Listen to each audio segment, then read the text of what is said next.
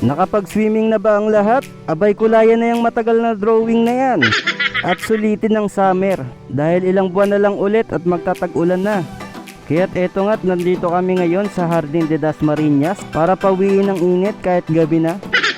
Ngayon naman full force ang pamilya. Iba talaga pag biglaan natutuloy. Kaya salamat talaga kila Ate Tineng at Kuya Toto sa pagyaya sa amin na mag-swimming. Wala talaga sa plano namin mag-swimming ngayon lalo na't may sakit ang aming ina. Get well soon sa aming nanay. Pagaling ka nay, we love you. Eto nga't enjoy na yung mga bata. Lalo na itong isang batang makulit na to, natakbo ng takbo. Dito lang. Simple nga lang ang outing namin na ito. As in biglaan lang talaga. Siyempre para makapag-enjoy din yung mga bata.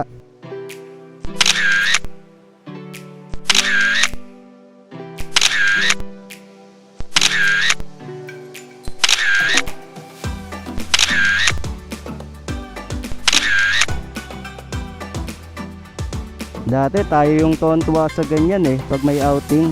Pero ngayon mas natutuwa na tayo kapag nakikita natin yung mga bata na nag-enjoy. Hindi na nga ako gaanong nakapag-video nito. Dahil sa buong swimming yata namin nag-babysitter lang ako.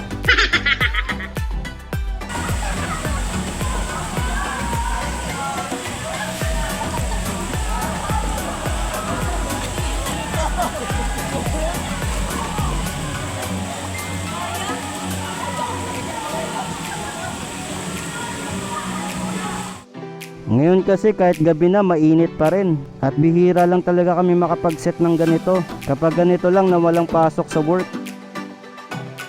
First time ko nga lang dito sa Jardín de las Marinas at napakaganda pala dito, napakaraming swimming pool.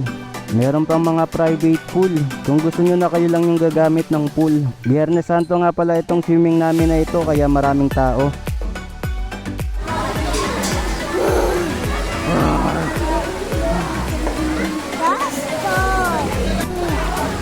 Dinosaur!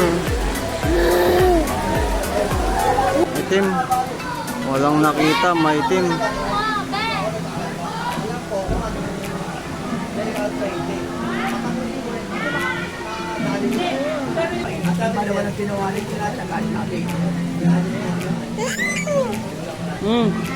Bakit?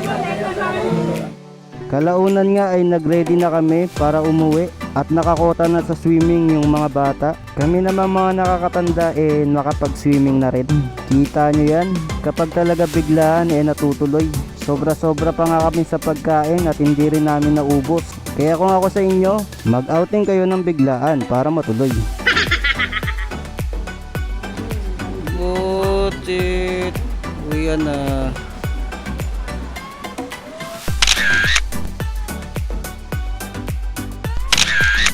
Yun lang guys, maraming salamat sa inyong panonood at kita-kits ulit tayo sa mga susunod ko pa na videos.